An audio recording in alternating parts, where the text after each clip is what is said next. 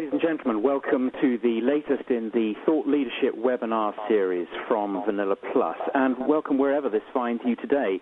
I'm Jeremy Cowan. I'm the editor and the founder of VanillaPlus, and it's my real pleasure to have the speakers we have here today. For all you service providers out there contemplating the likely impacts on your BSS and OSS models brought about by huge changes in the number and functionality of connected devices, I think you could find the next hour critical. We will be grappling with the subject of new OSS and BSS models for next-generation communications, business, and user experience. And our discussion focuses on the work of LHS, an Ericsson company. The key speakers today are Chris Yeadon and Veronika Olsson. To tell you a little bit about them, speaking first today is Chris Yeadon. He is Product Marketing Director at LHS. Chris has 10 years of sales and marketing experience in IT and telecoms. And prior to joining LHS, he was head of sales and marketing at the mobile applications company Sellers in the UK. That was before moving to the global business intelligence software vendor SAS Institute, where he had overall responsibility for thought leadership-based marketing programs in EMEA. So a big welcome to you, Chris. Thank you very much, Jeremy. Pleasure to be here. Delighted to have you. And our other main speaker today is Veronika Olsson, who is Director of Strategic Marketing and Research at LHS. Veronika has over 15 years' experience in IT and communications. She combines a background in billing and customer care consulting with business process strategy expertise. So I think her involvement and her contribution today is also going to be critical. Veronika is responsible for reviewing changes to the BSS and OSS marketplace and the telecom industry as a whole, and for analyzing market trends, drivers and key players and so forth.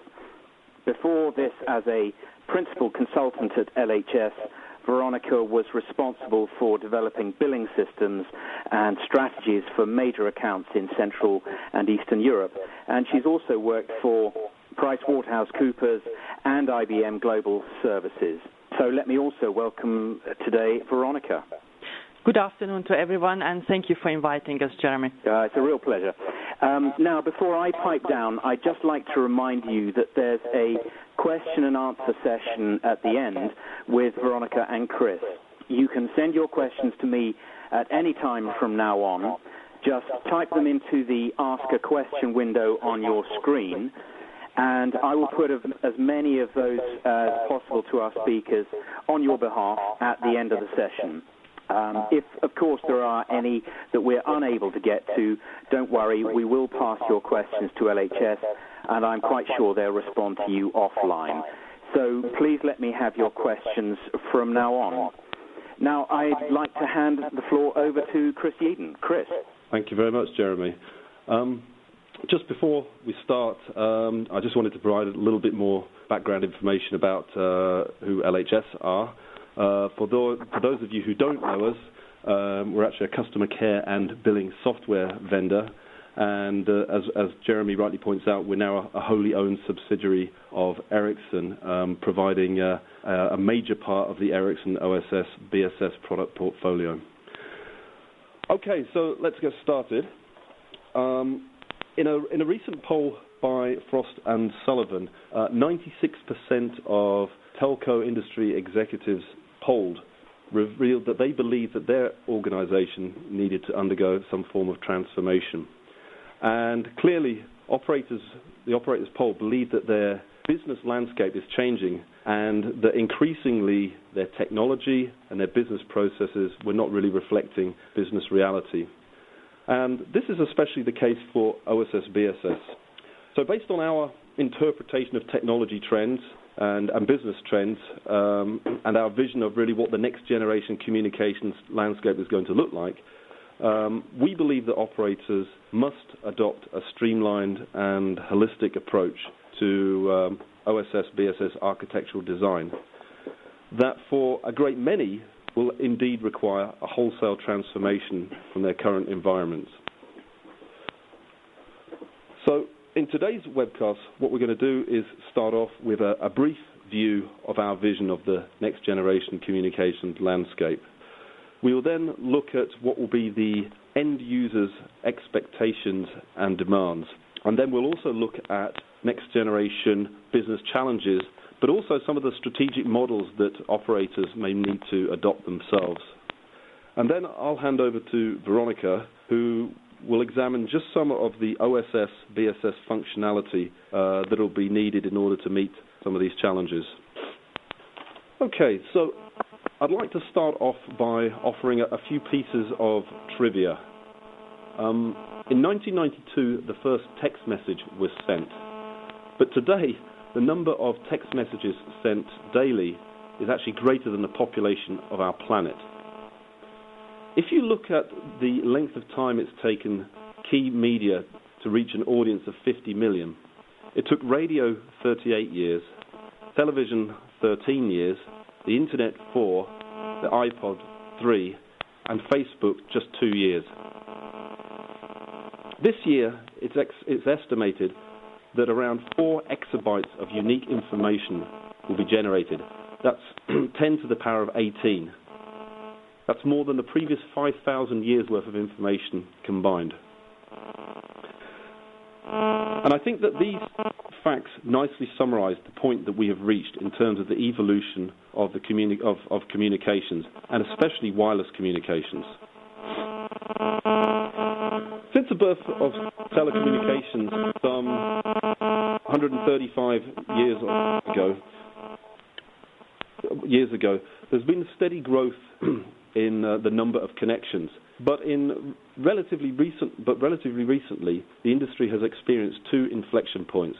The first, with the introduction of mobile technology, causing an explosion in the growth of people being connected. But then the second, we've really only just entered, which we expect to see an explosion in the number of devices connected to other devices. Ericsson estimates that by 2020, some 50 billion devices will be connected. And put simply, anything that can benefit from a network connection will have one. So what are the expectations and demands of the end users behind this change that will ultimately drive the business models that need to be supported by OSS, BSS? Well, from a consumer's perspective, they will increasingly demand more services from their provider, perhaps even seeking an entire communications, entertainment or utility package from a single provider, including perhaps also services developed by third parties. Now, the good news for those providers that can actually provide all of these services is that they can expect greater loyalty from their customers and also command a greater percentage of their customers' overall communications and entertainment budget. But for certain providers, the ability to orchestrate and deliver and bill for many of these services could provide a significant challenge to their OSS, BSS environments. Consumers will also demand ubiquitous connectivity. We believe that by 2015, the number of connected personal devices will have increased from 5 billion today to around 8 billion. Consumers are going to be looking for all of their services to be available on any device, anytime, anywhere. And they are increasingly unlikely to understand why technology is a limiting factor to this. Now, to a large extent, I think that this mindset change is already happening. I was recently in a conversation with somebody who was trying to explain to me the various applications of M2M technology, and I was struggling to understand why I might want to call my fridge to find out how much milk was in it. But then actually in the same week, I had to rent a car which didn't have a GPS system in, whereas my own does. And actually I realized suddenly how I took for granted the connectivity in my car for the GPS system. And suddenly I realized that actually how we are beginning to take these things for granted. The fact is that young people today, or as sometimes they're called so-called digital natives, will have networking, mobility and personalization determining their usage patterns. And they will really not understand the intrinsic value of connectivity, and they'll simply take it for granted that all of the devices that they use in day-to-day life will be connected. Now, despite all of the new services and new devices that will be demanded, users will still want convenience and control when it comes to billing and payments, and will demand complete transparency of all charges and and complete flexibility in how they pay for services. Indeed, if providers want users to experiment and to try new services, transparency in charges will be an absolute must. Consumers will also expect greater personalization, but that's really being able to get any combination of the services, any combination of services that they choose, and as I said before, any payment method. Moreover, they're going to seek greater context in the type of services that are offered to them, whereby the services that they receive are increasingly based on location, based on the time of day that they're using them, or the device that they're using them. I think in the next generation sort of communication landscape, there will be no such thing as spam or advertisements. It will be absolutely essential for the kind of for messages and communication sent to users to be useful and informative and to add genuine value. From a business perspective, like the telcos, businesses in many verticals are looking for applications that can increase productivity and efficiency. At the same time, regulation is also placing greater pressure on businesses. For example, environmental issues and sustainability issues are already compelling businesses to look for greener solutions to certain business processes. But with increasing ubiquitous connectivity, it's only a matter of time before other industry verticals are compelled to use telecoms for regulatory compliance. For example, how long is it going to be before financial regulators enforce real-time alerts on banks when their customers have exceeded a credit card limit or exceeded an overdraft limit? So a whole range, we believe that a whole range of applications of end-to-end communications will be developed. So ranging from mobile payments and point-of-sale applications, perhaps that we're more familiar with today, to more progressive applications such as logistics tracking or remote healthcare. And along the way, this will generate innovation, which will further open up new business models. So if these are the user expectations and demands driving change, how will this translate into the business challenges driving OSS and BSS transformation? Well, according to Frost & Sullivan, the top 3 factors driving OSS BSS transformation is the growth of revenue or margins, with actually a third of respondents believing that new business models will be necessary to achieve this, increased business agility, and reduced OPEX. Now, I would say that actually this has been the case for some time, and that there's no real change here in terms of the business challenges that operators face. What has changed, though, is the context and the environment. For a start, telcos are now operating in a heterogeneous competitive environment. Technology advances enabling cheap broadband combined with deregulation have removed traditional barriers to entry to the telecoms market. Until recently, parallel media and technology players have respected the boundaries between these industries, but this is really no longer the case. As value chains around devices, applications, and content are increasingly becoming the significant sources of new revenue, how and with whom to compete against will increasingly be an important question for operators. And a great many will simply become mere delivery channels, or perhaps as we used to call dumb bit pipes. But for many, this will probably be the most viable and actually probably the smartest strategic model for them to adopt. Communications business models are also changing. Both from a person-to-person and machine-to-machine perspective, the focus is increasingly on data and broadband.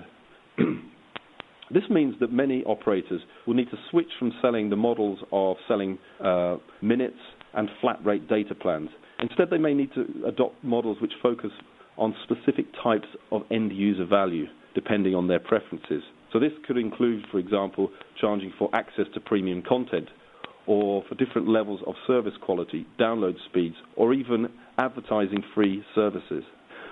Operators that choose to compete with new players from the internet and the device domains will certainly need to augment their own portfolios with services and applications and content from third parties. So business models are likely to change from being essentially enclosed public services to an open long tail of service applications, no longer based on single-sided models, but multi-sided business models, with operators perhaps playing the role of transactions brokers. Another challenge for operators is the marginal value of the increasing number of connections. Now, currently, the overwhelming majority of connections in existence today are from broadband or mobile, and just a small number are machine-to-machine. However, in the next 10 years, we believe that the M2N connections will account for some 75% of the overall connections. However, it is also expected that the M2M ARPU will be around 1/10 of the mobile phone ARPU, for example, and that it's likely, and that despite accounting for 75% of connections, it's likely to only generate around 25% of revenue. Now, clearly, for operators, the implication at OSS and BSS will be significant in terms of scalability, but also the ability to efficiently and profitably manage these millions of connections. As mentioned before, operators may need to adjust their own strategic business models. And to do this, they will need to make an honest assessment of their assets in terms of technology, brand, and also their core value disciplines. And we foresee three types of operator models evolving. Firstly, you'll have what we call connectivity providers. Effectively, these are smart pipes providing cost-effective access and transport services on a wholesale basis with minimum direct contact with the end customer, with offerings differentiated by quality of service, speed, security, and latency. Now, at the other end of the scale, there will be value-added operators who act as vertically integrated players, offering lifestyle and business services and content or applications, both developed in-house or by third parties, as well, although not necessarily as connectivity. Now, in between, there'll be some players that are offering connectivity with some basic services, but also focusing on collaboration with over-the-top media players. Now, at this point, what I'll do is I'll hand over to Veronika, who will go into a little bit more detail about the OSS and BSS functionality that may support these challenges. Thank you, Chris. Building on what Chris said, we see basically four groups of services delivered by an operator, which is, for example, connectivity such as fixed and mobile broadband access, delivering internet connectivity. Currently, this service is mainly differentiated by speed or volume, with connectivity to multiple devices and machines, as well as the integration of connectivity into processes across all industries and sectors. New requirements for business models, service provisioning, and service performance will have to be met. And then we have the person-to-person communication running across different service providers. These interoperable services, such as telephony, messaging, and presence, are built on standards. Standardized interfaces open the way for mass market devices and truly global services because they can be used across different service and network providers. Then we have the value-added services that complement communication and connectivity services and are normally charged through regular billing. Examples of these are TV, ringtones, music, friend finders, and they are often related directly to consumers. These services are provided by operators on their own portals to their own subscribers and are often supported by access enablers. And then we have enablers helping other enterprises improve services for their customers. This may involve user information, for example, for targeted advertising, and some communication services and access enablers such as quality of service or messaging or payment. In telecoms, we are moving from a technology-centric model of product delivery to a customer and business-centric model. Service providers need to analyze customers and their behavior so that they can increase the performance of products both technically and commercially. The customer-centric product encompasses the delivery and assurance of the product, and it means interacting in a seamless and consistent fashion with customers in whichever channel they wish to interact with the service provider. So what you can see here for consumer retail, we are moving to short-lived composed services. If future services are created through processes and aimed at supporting experience instead of customers as such, they will be more complex and much more numerous. OSS and BSS systems and architecture are being driven by service layer architecture and changing the need to manage customer experience rather than subscription services. Operation costs cannot be allowed to scale with the number of services or to even grow exponentially. That means that the OSS and BSS systems must support automated dynamic services, reflecting a model of services where the rules describe not only service orders, but order terminations, service faults, service changes, and other lifecycle events. Deploying next-generation service requires great agility. So much has been said about M2M being a low ARPU, average revenue per user business for mobile operators. That is certainly true. In most markets, the M2M ARPU is, as Chris said, about 10% or even less that of a traditional subscriber. So based on ARPU alone, the M2M case does not look viable. However, when low churn and acquisition costs are taken into account, the M2M market has a great potential. Naturally, the key to attractive margins in a low ARPU business is eliminating costs. Operators should hence choose a highly automated M2M platform in order to reduce the cost of providing these services. In the M2M market, mobile operators are witnessing a fundamental shift as the end-user relationship is transferred to the enterprise vendor. If we see the example of Kindle or the iPad, in most cases, the end user has no idea who is supplying the connectivity, as it is bundled in as part of a larger solution. So, on the other hand, we have the M2M B2B wholesale model, which has very specific needs. First, it's the duration of use or the lifetime of the device. Whereas the average consumer has normally a new phone every year or two, an M2M contract is likely to be much longer term because they will be tied to a product life cycle that will be beyond 10 years. Whereas people are accustomed to the occasional drop call or loss of service, many vital industries such as healthcare require SLA levels in line with industry standards, so best effort is not good enough. So customers demand tailored business logic where price models and billing support the customer business model. Here full flexibility is essential, and where centralized solution handling, global SIM and international market is expected by single sourcing. Also reliability and large-scale operations as well as SIM solutions for different environments such as eSIM, and also global service management with 24/7 and 365 days a year global support and service management are crucial. Core consumer behavior has changed, so operators must adopt complex customer-oriented approaches to limit churn and provide customers with innovative services. Transformation in general and in the area of OSS and BSS in particular is about shifting from a product-centric to a customer-centric business, as said before, which requires deep understanding of the customers and their preferences to improve the customer experience and create customer loyalty. So changes in the BSS has to be driven from the customer's point of view to achieve those goals, while in the OSS the focus is on assuring the right quality and efficient operations, as well as addressing technology and service demands. Customers' experience is built on a number of drivers, such as network and service quality, service and device portfolio, customer care, cost and billing. But the single largest churn driver globally is not actually the cost, but the structure of the contract.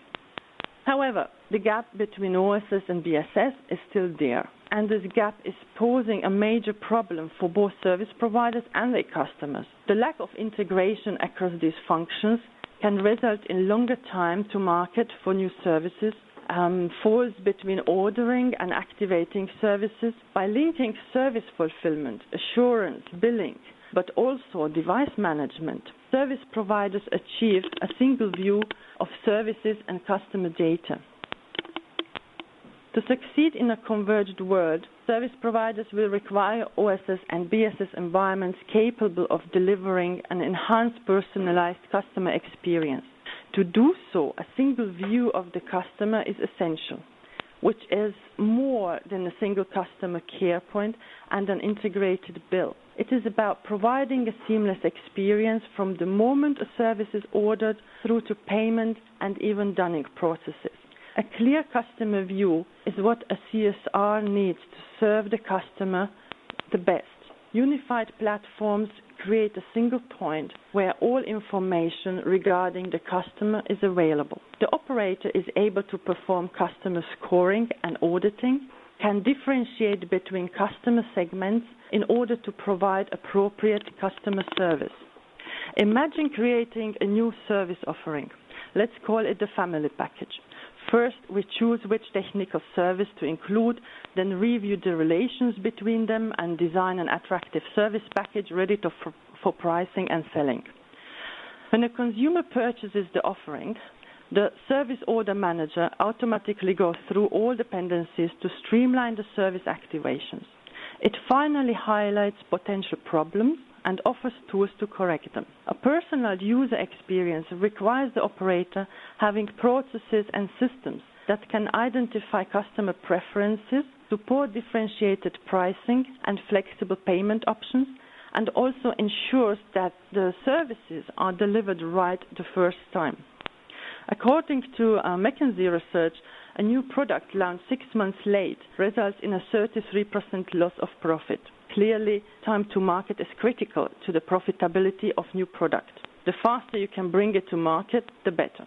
Service providers with main focus on subscriber growth will of course have stronger focus and demand on their provisioning of subscriber and mass provisioning solutions, while for those aiming for service differentiation, the provisioning focus will be on self-provisioning and activating user profiles in complex service portfolios. A generic provisioning template method is needed that can be reused with minimum work for each new system and application to be introduced. Automated provisioning solutions provide faster activation, also better management of the customer life cycle, and instant change management. For the user, this translates into immediate response, whether they are joining the network, making changes to their contracts, or reporting errors. The time to execute the provisioning commands can be reduced from weeks to less than 2 minutes, depending on response times from nodes. And also an M2M service provider gains by automating the activation process. Activation-ready devices can be shipped and sit weeks or even months in a distribution channel, free of communication charges.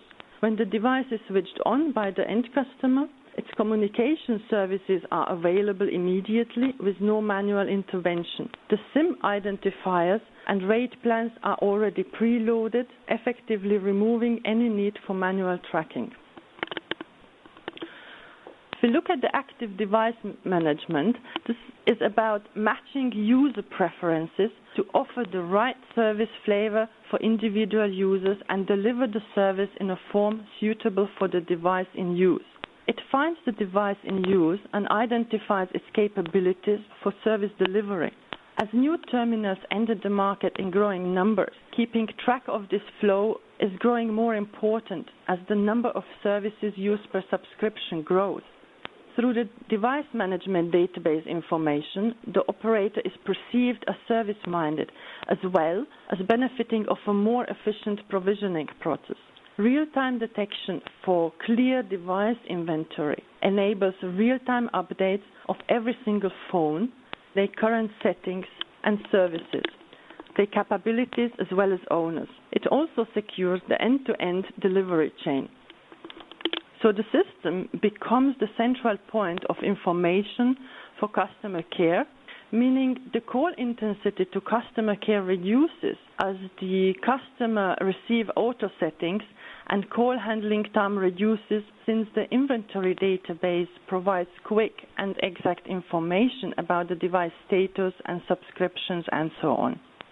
So reduced call handling time means that customer care becomes less overloaded and able to handle more calls and to provide more equivalent support. Looking at the next example, in an intensely competitive telco environment, efficient utilization of network capacity is vital, whilst the ability to react in real time with demand-driven pricing positions is a critical revenue optimizer. Most major emerging market players have either introduced already or are experimenting with discount call rates based on traffic in a particular cell to attract customers and increase usage. The dynamic discount solution is a solution which is able to offer a mobile network customer a discount based on the amount of capacity available at their current location in a network. The software looks at the GSM radio network from where the customer is calling and assesses the amount of capacity available in the network. Now, depending on the amount of the capacity available, the customer receives a discount that appears on his mobile handset screen as a broadcasted message, or he can receive it as an SMS. This discount is then available for the duration of the phone call and can change periodically depending on the amount of capacity available at the specific location in the network. The more capacity there is at the location, the higher the discount that is offered is normally. This attracts new subscribers and encourages users to consume data at times and locations when the network has capacity.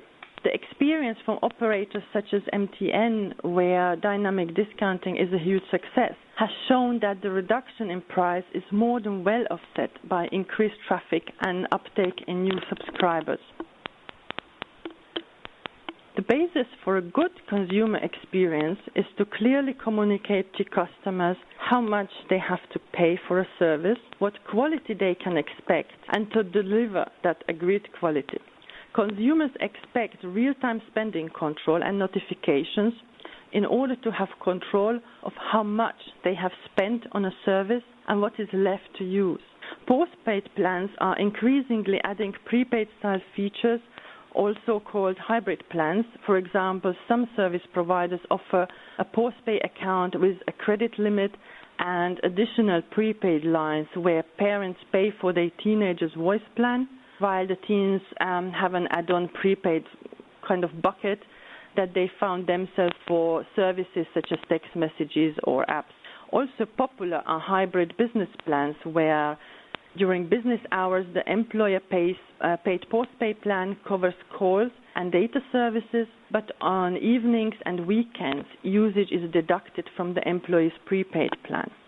Clearly, spending control and transparent pricing leads to greater customer comfort and the confidence to consume, leading to increased revenue.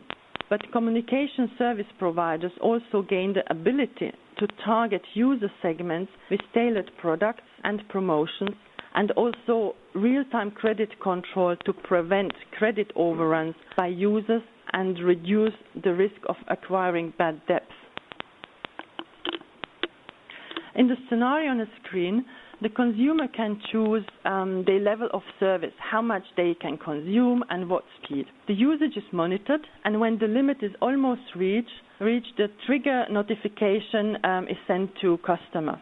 Normally, when the quota is filled, the operator can choose to stop the service altogether or limit the service by throttling, affecting the user experience. This data limit provides the operator the ability to have a guaranteed maximum limit for the charges of data traffic for a subscriber during a defined period.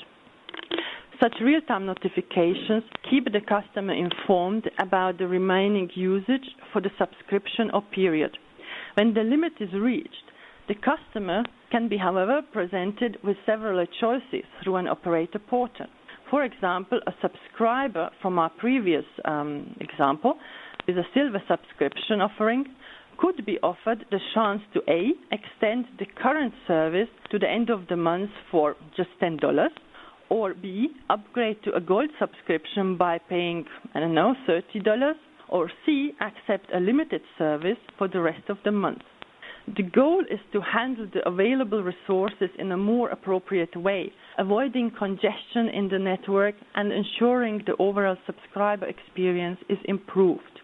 By leveraging innovative real-time rating, charging, and policy solutions, service providers deliver targeted services in response to subscriber behavior. As customers become accustomed to on-demand services, operators face pressure to provide flexible billing options.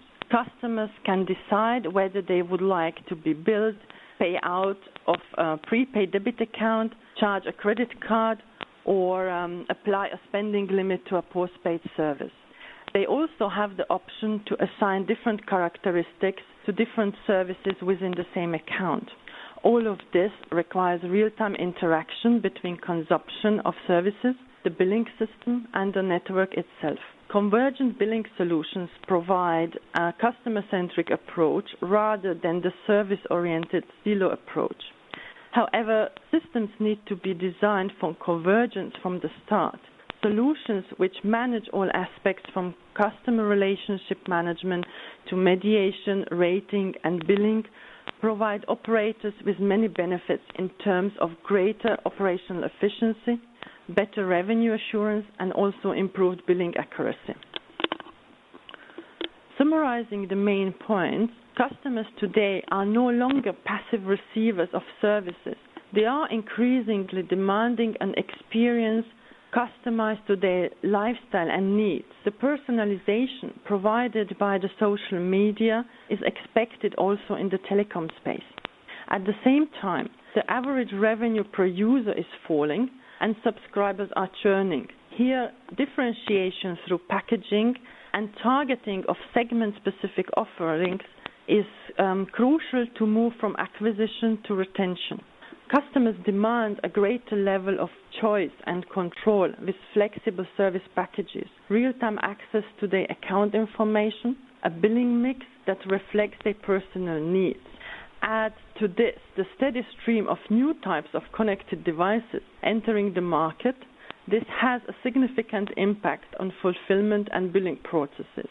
Now, most operators see the important role they can play in the M2M market and are also clear about this role, which is to provide the connectivity and to act as an enabler for other companies' value-added service-based business models. An M2M provider requires scalability to the on-demand activation of bulk quantities of SIMs, as well as greater flexibility of custom end-to-end data tariffs. These tariffs can be based upon a number of factors, for example, the volume of data to be transported, or the latency and the throughput rate, or the transmission predictability, or the lifespan of the solution.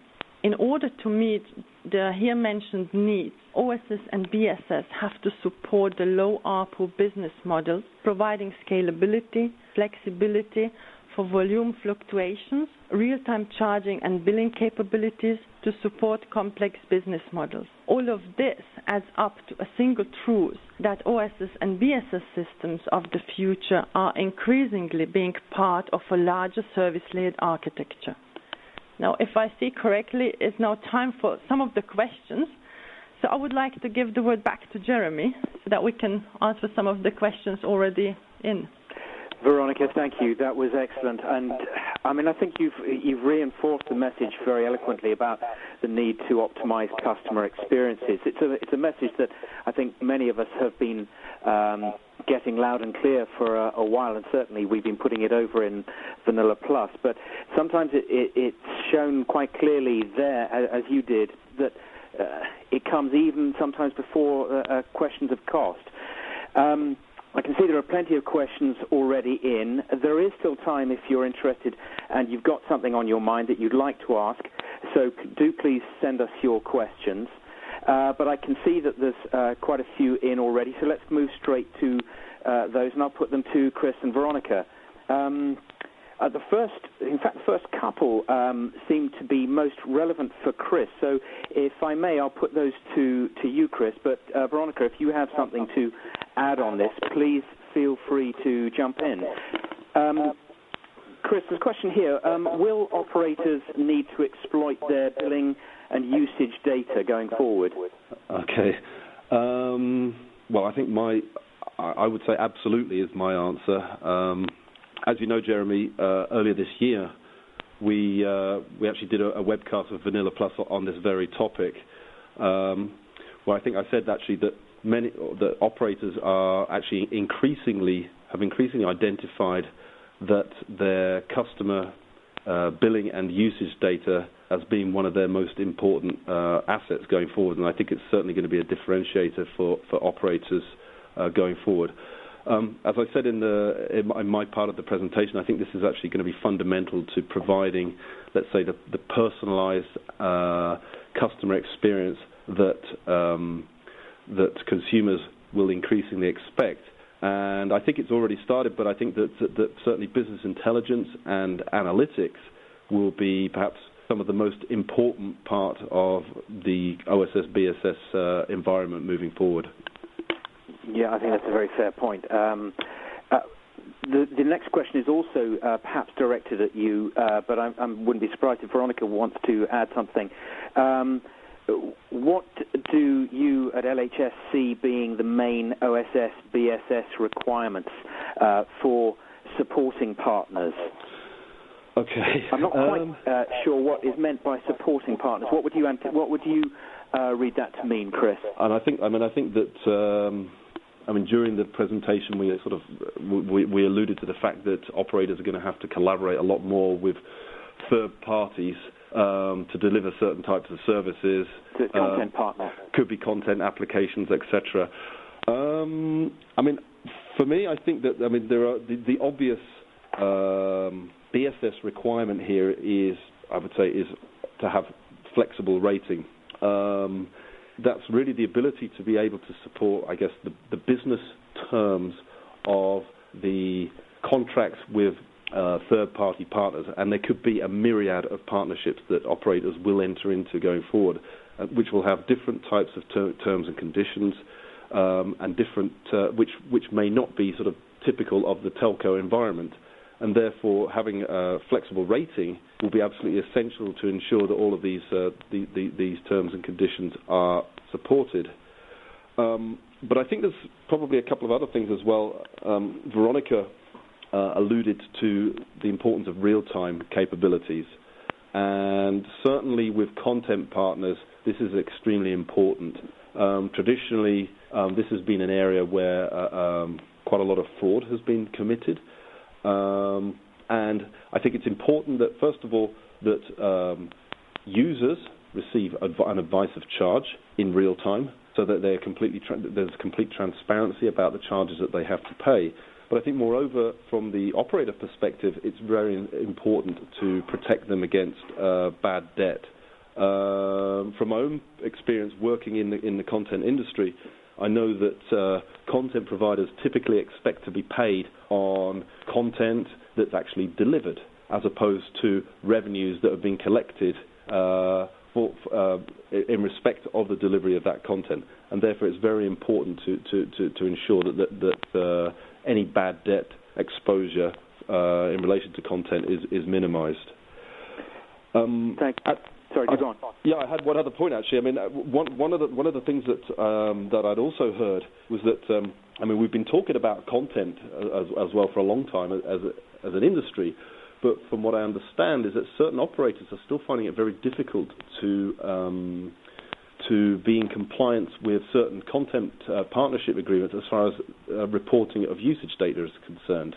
And I know, for example, that the music industry is very demanding in this way. And what this often means is that operators need to look into kind of quite advanced reporting solutions in order to be able to get this kind of information to their partners.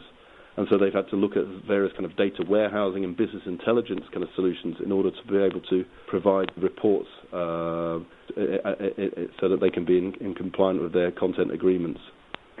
Yeah, I'd like to bring Veronika in on a question that's just come in.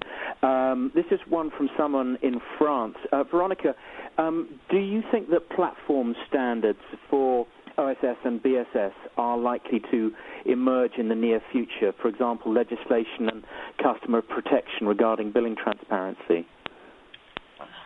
Well, actually, if we look at currently at the structural barriers to grow for M2M, which is one of the areas we're looking in OSS BSS, and what we see is that for example, the value chain is fragmented, and operators and traditional industry segmentation is basically different from the segmentation of needs in the industries. So some of the major points which have to be solved is the tailored business logic, where centralized solution handling, for example, global SIMs and international markets is expected by single sourcing, and also the global support and service management. But also the SLA's levels in the line with the industry standards. So as I mentioned before, the best effort is not good enough. Yeah. There's another question which I'd like to put to you, Veronika. Somebody's asked, what are the benefits? And I'd like to slightly rephrase that. I mean, is it absolutely necessary to have a seamless system capable of handling all kinds of data throughout the customer lifecycle? Do you want me to put that one again? What would you say are the benefits of a seamless system that can handle all kinds of data throughout the customer lifecycle? So what we can see is that I would say that the primary driver is the need to create a more consistent customer experience, including providing the customer with really flexibility around payment methods, such as postpaid services combined with prepaid services, and leveraging any potential cross-sell and upsell opportunities across services.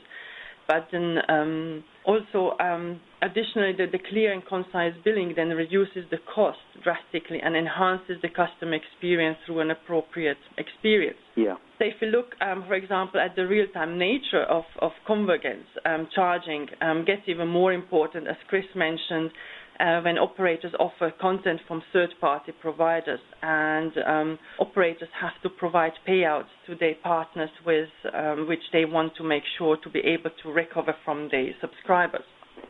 There's a couple of questions have come in about the M2M aspect of your discussions. One is M2M a part of the current business, i.e. using the existing platforms, or establishing a separate business unit with specific platforms?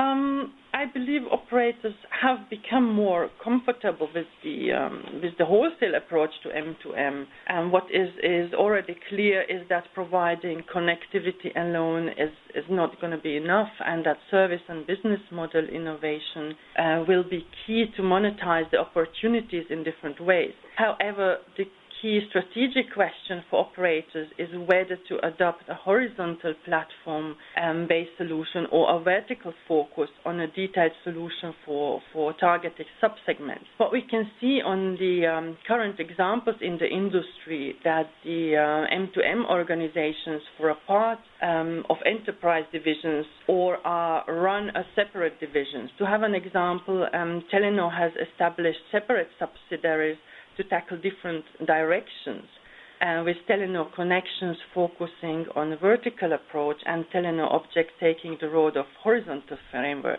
And operators, I think, most practical strategy is probably to treat M2M as a separate function with a dedicated BSS and billing infrastructure, which has to be tailored to the needs of the M2M business model, which is most likely a B2B wholesale model. And such as a low ARPU business requires a low-cost model. Key is to reduce operational costs by simplifying and automating the processes and enabling flexible, customized offerings specifically for these M2M business models and pricing. It's an interesting one. There's a question here that picks up on a bit of that and asks, how do you connect M2M, machine to machine, which, as the questioner rightly puts it in brackets, is requiring cost reduction, or can be requiring cost reduction. How do you connect M2M and better customer experience? Would that be one for you, Chris? To be honest, I'd need to think about that, Jeremy. I mean, if you don't feel that they're sort of in any there's an innate conflict there, then? No, I don't believe so. What do you think are the biggest barriers for M2M? I mean, I think that certainly there are some structural barriers to growth. Certainly the value chain is fragmented, and the operator's traditional industry segmentation is probably vastly different from the segmentation of the needs in other industries, vertical industries.